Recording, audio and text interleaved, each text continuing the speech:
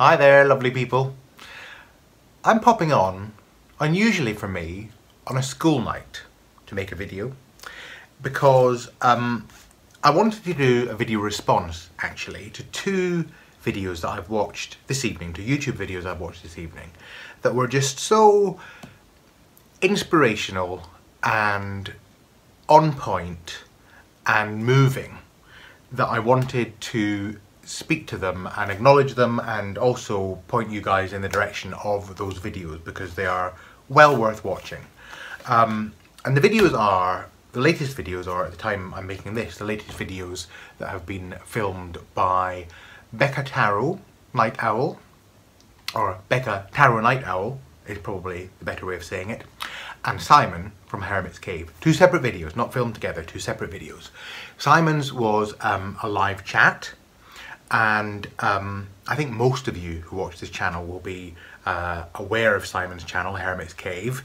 I was interviewed by Simon several months ago, a great privilege for me, I mean, and really enjoyed it, great experience, and of course Simon shares a great deal of information with us all through his channel, and have been a real force for connecting many of us together who are part of this tarot YouTube community.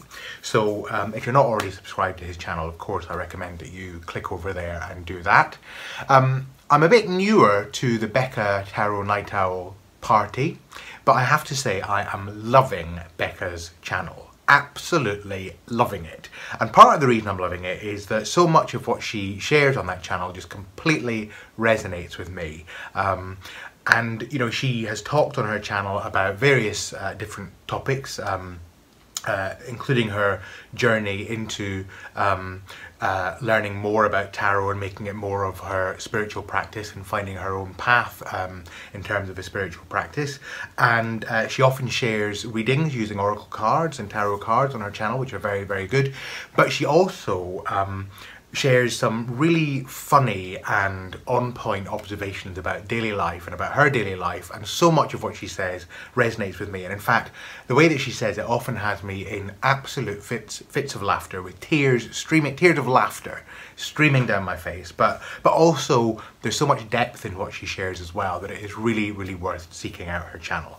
And both of them in their most recent videos have touched on slightly different but related topics that I really wanted to say something about. And Simon's video, the live chat, was about his experience and other people's experience of dealing with anxiety and depression, and of the stigma that is still in this day and age attached to living with anxiety and depression.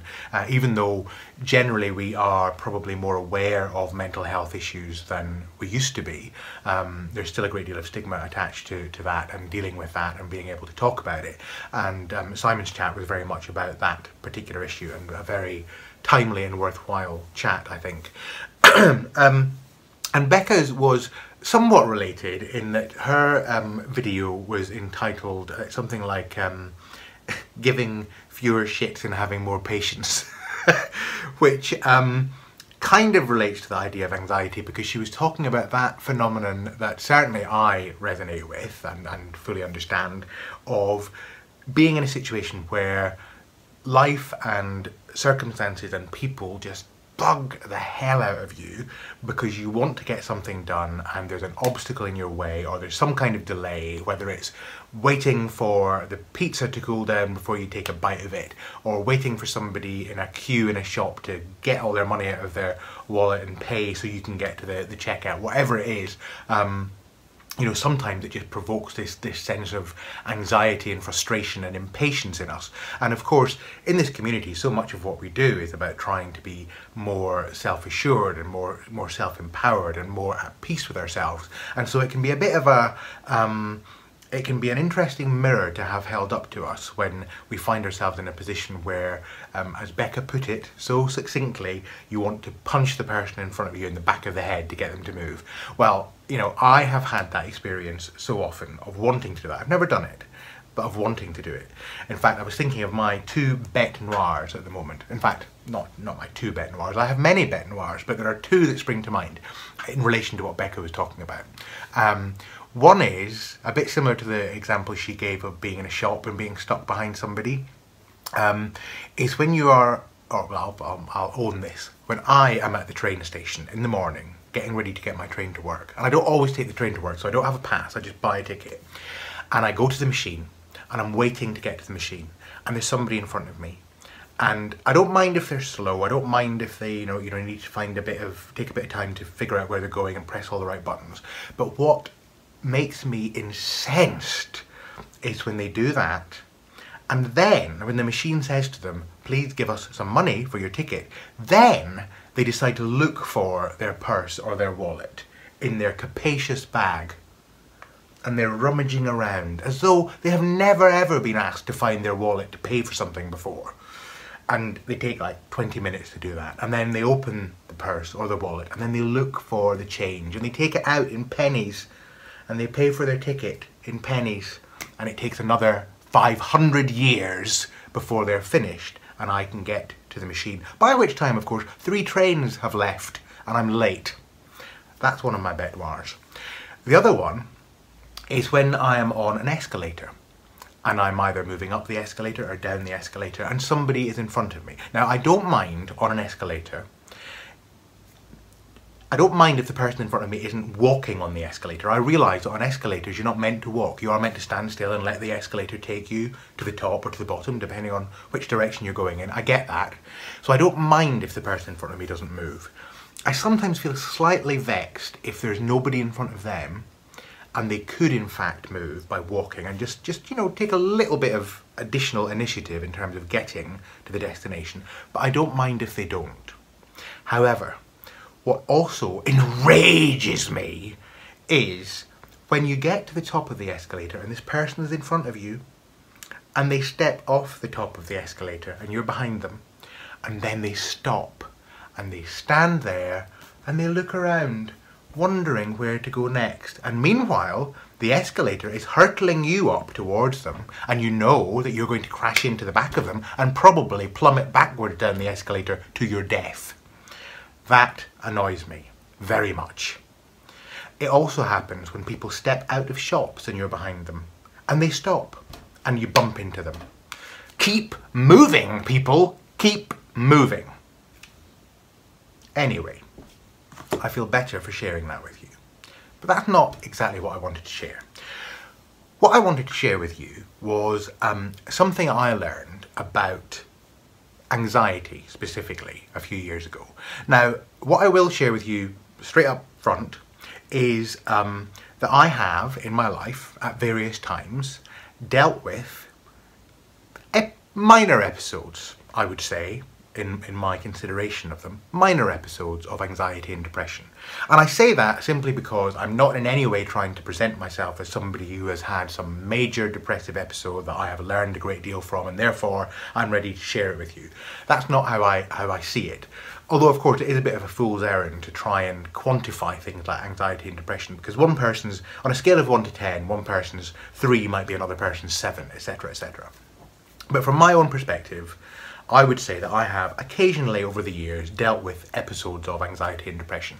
And probably the most extreme anxiety incident I've ever had was that there was one time when I had what I think probably could be called a panic attack in a dentist's chair, which wasn't particularly fun.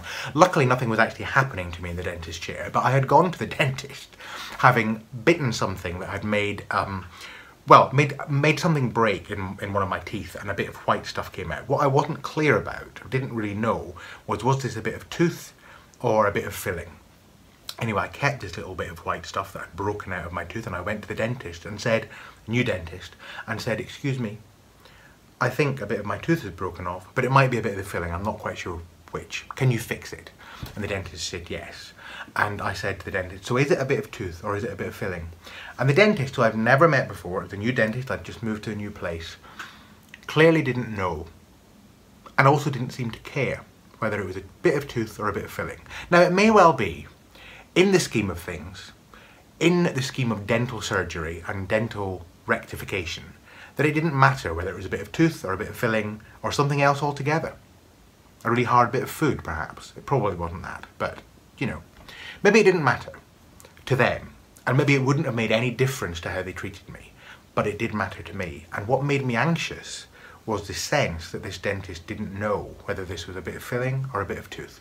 So I'm in the chair and the dentist is putting on the rubber gloves and getting ready with all the implements, and something is about to start happening in my mouth, and I suddenly went into full-on panic mode and had to say, I'm sorry, I have to leave, I've forgotten to do something. And I literally got out of the chair and walked out of the dentist's surgery and never went back to that dentist. And in fact, it took a while to pluck up the courage to go back to any dentist, because it had been quite a traumatic feeling. It was that feeling of irrational anxiety. Now, there was a bit of rationality in there, in the sense that I was a bit not confident in this dentist, but looking back now, I realise it wasn't just that. It wasn't just what was happening, it was also an experience of anxiety. Anyway, the time that I want to speak to you about is not dissimilar to that. And it was a time, and this is where I learned a lesson about anxiety that I want to share with you. It's been useful for me, and I'm not suggesting it's going to be useful to everyone, but I'm sharing it in the hope that it might be useful to somebody. And I want to thank Simon and Becca for their videos, because it was their videos that prompted me to think about this and to reflect on it and to make this sharing. So yes, so the story goes, in fact, let me take a sip of coffee before I launch into this saga. It won't be that long, don't worry. So, this is about 10 or 12 years ago, and I booked myself onto a week-long course at the Findhorn Foundation in Scotland. Now, I had been there once before and done their experience week. Brilliant experience. That was about 10 years before that. Absolutely wonderful experience. I highly recommend Findhorn if ever you get the chance to go and participate in one of their courses. Anyway, this was 10 years later, and it was a course called Life Purpose, and as the name suggests, it was about trying to get in touch with what are you here for? What is your purpose in this life? And I had really been looking forward to this course for months, because I booked it months in advance, really looking forward to it. And I drove up to Scotland. I was living in Birmingham by that point. My family are up in Scotland, but I didn't even have time to go and see them because Findhorn's further north than they are, and I didn't have enough time. I just had this week. So I drove up for the Life Purpose course, and I arrived. Now, I think, if memory serves, the course ran from Saturday to Saturday. And on the first Saturday, you arrived any time in the afternoon. And because some people had travelled a long way, you know, they have people from all over the world go to Findhorn, the way that they'd configured the week, or the first Saturday, was that you arrive any time in the afternoon, and you there's a kind of an introductory session, which would be late afternoon, but then the evening would be free. The evening was free, obviously, for people to rest and get some sleep if they travelled a long way. So I arrived kind of early afternoon, got to my room, checked in, got to my room, unpacked everything, was getting my mind ready to go into this first session, which I think was just before dinner. And then the idea was we'd have dinner together, and then that would be it, we'd have a free evening.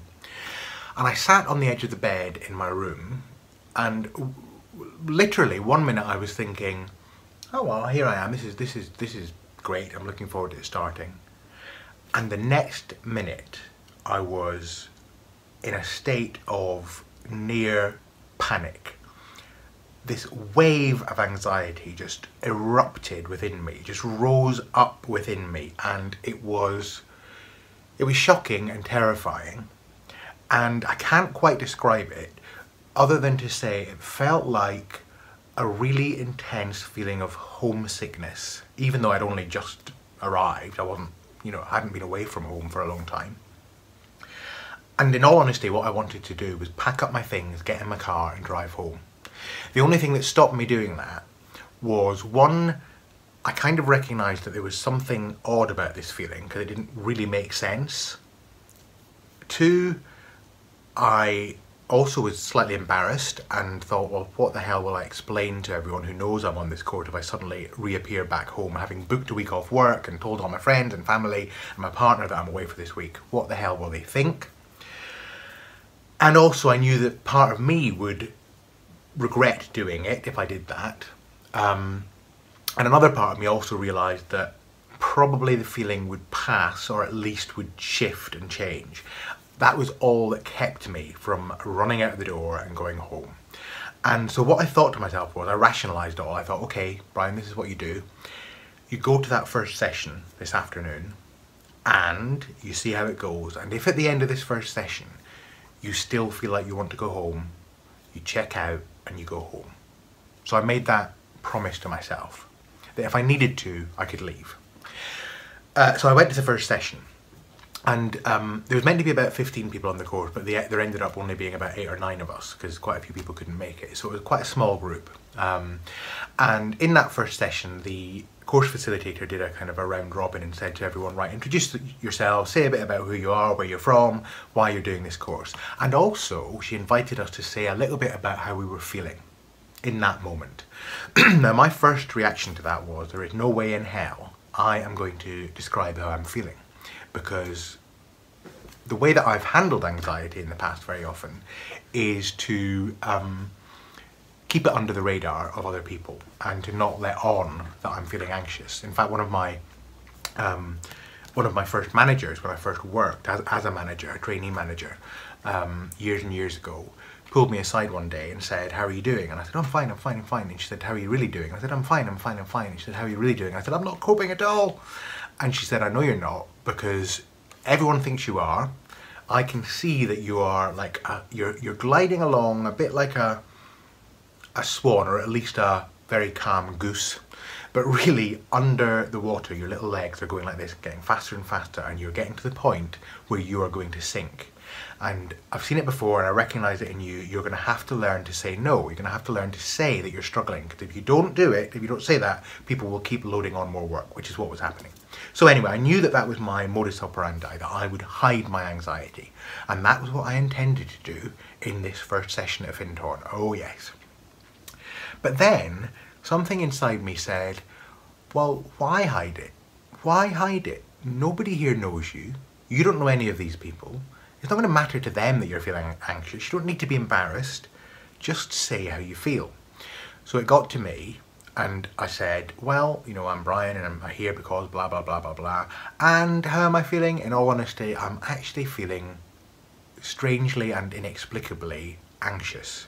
I don't really know why I'm feeling anxious, but I arrived and I suddenly felt this anxiety come over me, and I still feel a bit anxious now, and I'm a bit worried about this evening because it feels a bit like it's stretching ahead of me and I don't quite know how I'm going to fill it without giving into this anxiety.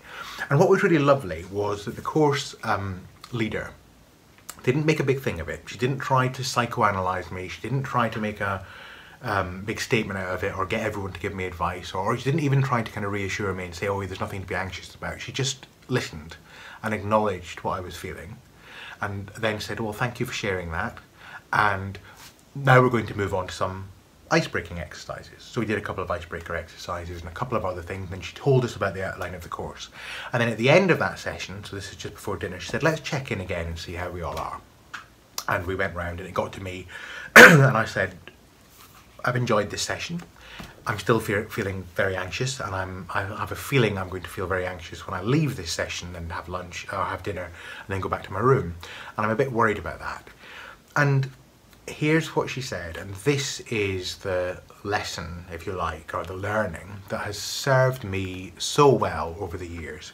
She said to me, so if you go back to your room and you feel this anxiety rising up within you, what's not okay about that? What's not okay about feeling that anxiety? And I said, well, it feels terrible and it makes me want to leave, and it's just not a comfortable feeling. And she said, oh, no, I really hear that. I hear what you're saying. I hear that it's really uncomfortable. I hear that you want to leave. I hear that it makes you feel scared almost. And what's not okay about that? What's not okay about feeling that way, if that's how you feel? And I thought about that and said, well, there's nothing really that's not okay about it. It's okay to feel those things. And she said, well, this is just a suggestion, but what you might want to do when you go back to your room, if you feel that anxiety arising, just giving yourself permission to feel it. Not feeling you have to do anything with it, not feeling you have to suppress it, not feeling you have to get rid of it, not feeling you have to escape it, not feeling you have to explain it to yourself, all of those things that we do. You could just see how it feels to allow it to happen. So I went back to we went and had dinner, very nice dinner, chatted to the people on the course, went back to my room, feeling trepidatious, worried that I might feel anxious. Got to my room and was in the room for about a minute, and then up came the anxiety again. But what came up with it, quieter but was there, was also a slight feeling of almost like excitement, because there was a bit of me that thought, okay, here's the opportunity to test this out, this thing that she suggested, let's test it out. Still thinking, actually, if this is not going to work and this is just going to go on, I'm going to start feeling this anxious again and it's going to grow and grow and grow, I'm leaving. I'm out of here. But I'll give it a go. I'll see what happens. And so I sat on the edge of the bed, and as I remember it, I had a bit of an inner dialogue with my anxiety. And I kind of said to it, you know, oh, hello again. I noticed that you're here and you're welcome to be here and spend time with me. And if you've got a message for me, I'm very open to hearing it. And if you don't, that's okay too. And you're welcome to stay as long as you like. And maybe we should have a cup of tea together. And so I made myself a cup of tea. And here's the interesting thing. I began to feel better. But the feeling of anxiety was still there. It's just that it felt a bit like I wasn't labelling it in quite the same way anymore. So I still felt the kind of knot in my stomach, I felt the kind of clamminess on my skin, I felt the kind of heat in my head, I felt the kind of lump and dryness in my throat, I felt the kind of breathlessness. But instead of labelling all those things as anxiety that I've got to get rid of or anxiety that I've got to respond to, I just kind of observed them. And I'm not going to lie to you and say that I felt brilliant that night. I didn't. But I was able to sit with it, and I fell asleep, got up the next day, felt still not 100% but better, and went on with the course and had a wonderful, wonderful week. And the lesson I learned there was that it's okay to not feel okay. And it's absolutely fine to do something about that at times, and very often we have to. And very often our feelings are strong enough and serious enough that they do need attention and they need to be responded to in a particular way. But other times it's okay to just allow them their life and allow them to be what they are, and to recognise that sometimes it's a bit like if you feel this feeling of anxiety and then you feel anxious about the fact you're feeling anxious, it's like anxiety with anxiety laid over the top of it. And what I discovered was that it's possible, sometimes possible, to experience those feelings of anxiety and to not label them, and also to not try and shift them away too quickly. And of course the irony of it is that very often when you try to shift them, that creates more anxiety, and when you allow them to be, the anxiety is able to dissipate. And that was my experience. Now, I wasn't entirely out of the woods, and I've shared this story on the channel before as well, on a live chat that I did a while ago. But later on in that week's retreat, programmed into the week was a period of silence, which went, I think, from, if I remember correctly, from after lunch one day through to after lunch the next day. So it was about 24 hours of silence. And I'd been looking forward to this, and I was still looking forward to it, because I thought, this is great. I'm going to catch up with my emails. I'm not going to have to speak to anyone, so I'm going to catch up with my emails, I'm going to read a book, I'm going to maybe do some writing, you know, check my internet, etc., etc. And then it got to the beginning of the session, and when the course tutor was, or the course leader was guiding us into it, she said, now in order to get the most of this, here's what you need to do. obviously you don't speak to each other or to anyone. You also don't read anything. You don't write anything. You don't watch television. You don't listen to music. You don't listen to the television or the radio. In other words, you have no verbal input or output during this period of silence. That's real silence. And I went from feeling excited and looking forward to it to feeling the panic rise again and feeling really anxious. So what I did was I had the presence of mind to say, okay, I'm going to allow this anxiety to live in me, and I'm going to give myself permission to, if I really can't cope, I'm going to try to do what's being instructed, but if I really can't cope with it, if I really can't do this, I'm going to read a book, or I'm going to listen to a CD, I'm going to do something. I'm going to manage to do the not speaking to anyone, but if I have to read or I have to write, I'll do it. I'll give myself permission to do it, but I'll try not to. Anyway, I went for a walk, first of all, long walk. I had a long, slow, sensuous bubble bath, a long one, completely wrinkled when I came out. And then I went to the meditation room at Findhorn and I meditated for an hour or so. And then I think I just went to bed then and fell asleep. And woke up the next morning and went for another long walk. And actually, by the time it got to lunchtime, and after lunchtime, we had lunch in silence, breakfast and lunch in silence. By the time it got to lunchtime the next day, after lunchtime, and we were due to come out of the silence, I didn't want to come out of it. I was so peaceful. And I also was having a very interesting experience where by the end of that period, it felt like I was slightly dissociated from myself, slightly distant from myself, where it's almost like I was observing myself. I was observing Brian moving around, but I was more than the personality or the body or the ego of Brian. Brian was part of me, but I was something larger, and I was observing that part of me called Brian moving around. It's a weird feeling to describe, and it was a weird feeling to experience, but a very pleasant one. Anyway, I came out of the silence. It was a managed exit from the silence, and we were sharing about how we'd felt. And I shared this with the course tutor and said, well, this is what I felt like. And she said, well, that's really positive, because that's what some people achieve after years of meditation, and some people get there very quickly, and others, sometimes they only have that experience once, and sometimes people have it a lot. But what you're experiencing there is that you are bigger than the bundle of thoughts and feelings and sensations that you are. Your consciousness is larger than that. And all of those feelings and all of those things that you think and all of those sensations and opinions and memories and so on, they exist in you, but they're not you. They're all a part of you, but you're larger than that. Anyway, that was my experience of silence, and that was my experience of the Life Purpose course at Findhorn, which was just amazing.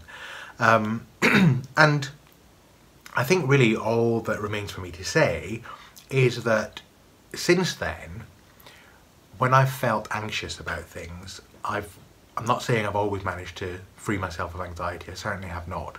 But there's always something now in me that remembers that it's okay to allow the feelings. Now, if the feelings are threatening to overwhelm you, or if they're extremely thoughts of self-harm, say, or anything like that, of course, that's when, of course, you need professional help. Of course, you need support.